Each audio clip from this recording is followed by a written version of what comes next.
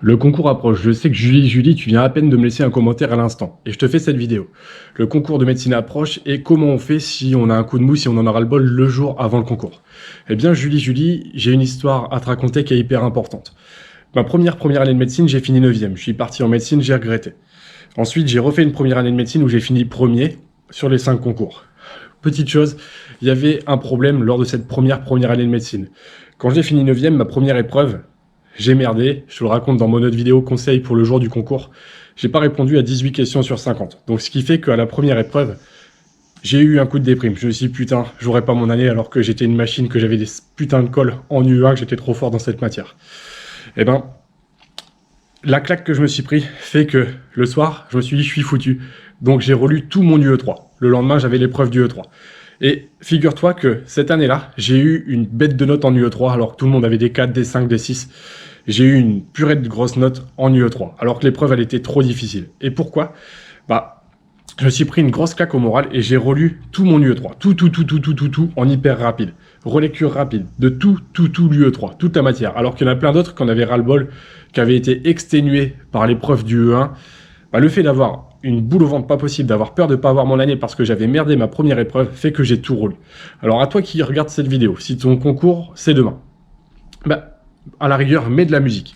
Mets une musique qui te fait du bien. Mets un truc. Mais relis quand même tes cours. Si jamais tu sais que tu peux t'améliorer. Il faut savoir que la courbe de l'oubli nous dit qu'à chaque fois que tu fais une relecture de tes cours, tu fais une réactivation. Et oui, on oublie les cours. Si tu as vu tes cours il y a 4 jours, tu vas quand même en oublier une petite partie. Et je vais te dire un truc. Moi, j'ai horreur de relire mes cours juste avant un examen. J'ai horreur de ça. Mais en UE2, le jour de mon épreuve du UE2, il y avait une fille de ma promo qui était en train de relire son cours juste devant l'amphi. Et elle m'a dit une information sur les neurofilaments, je crois. Enfin, je ne sais plus sur quel cours elle m'a dit une information, mais je pensais tout savoir. J'étais le mec serein qui pensait que j'avais tout retenu, que ça servait plus à rien de relire mes cours, que c'était inutile. Mais la courbe de l'oubli, elle laisse notre fierté de côté. Elle nous dit que oui, on voit notre cours, et après, on va l'oublier. Quoi qu'il en soit, qu'on soit très intelligent, très bête, peu importe. On fonctionne selon cette règle-là. Décroissance, déconnaissance. Donc si tu relis tes cours juste avant l'examen, eh bien oui, tu vas réintégrer des informations que tu as oubliées. Et même si tu penses tout savoir, parfois tu oublieras toujours des petites choses. Et j'ai eu la chance que ma pote qui était devant l'amphi en train de relire ses cours, elle m'a abordé un chapitre de cours en me disant « c'est ça, ça, ça ». Je lui ai dit « t'es sûr ?» Mais non, c'est pas ça. Et elle m'a dit « mais si, regarde ». Et elle m'a montré son cours et effectivement, elle avait raison. Et petit coup de chance, elle m'a fait gagner un point à une question puisque cette information, je ne la savais plus et je pensais la savoir. Donc même si tu relis tes cours juste avant, ça te servira toujours. Et en UE3, ça m'a fait avoir une bête de notes. Peut-être que j'aurais eu un peu moins si je n'avais pas relu mes cours. Et si j'avais réussi ma première épreuve, j'aurais été plus confiant, je n'aurais pas relu mes cours d'UE3. Et j'aurais peut-être eu une moins bonne note dans cette matière où tout le monde s'est vautré comme pas possible.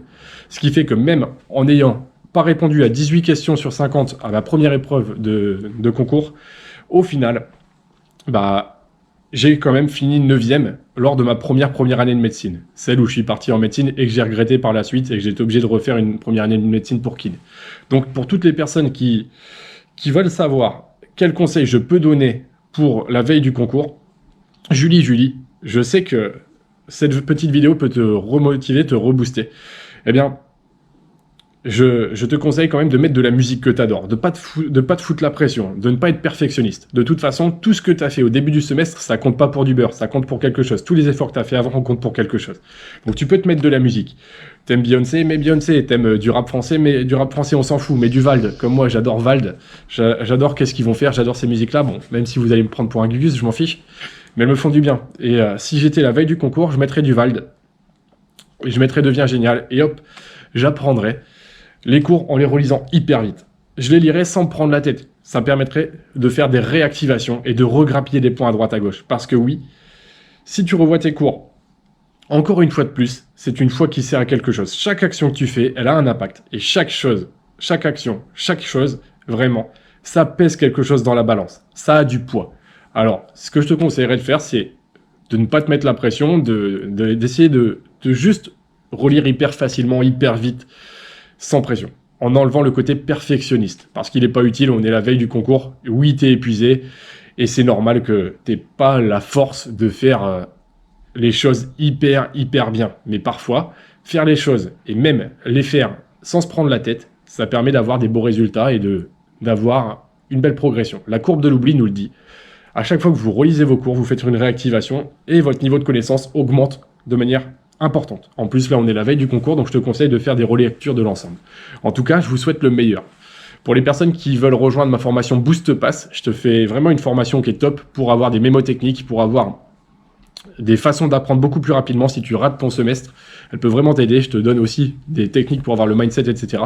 Et mes contenus gratuits, mes cours de tête et cou offerts en dessous. Ma fiche sur la loi normale, c'est offert aussi en dessous, donc tu peux les rejoindre. En tout cas, courage à toi, crois en toi. Et si tu fais un petit effort de plus, faire un effort en plus, ça aura toujours du poids, ça pourra toujours t'aider un petit peu. Si tu relis tes cours un petit peu plus, même si c'est devant l'amphithéâtre comme le faisait ma pote, eh ben, au cas où, ça sera toujours une réactivation juste au bon moment, juste avant l'examen, juste avant le moment fatigue. Donc tu peux le faire, ça a du poids, ça peut t'aider.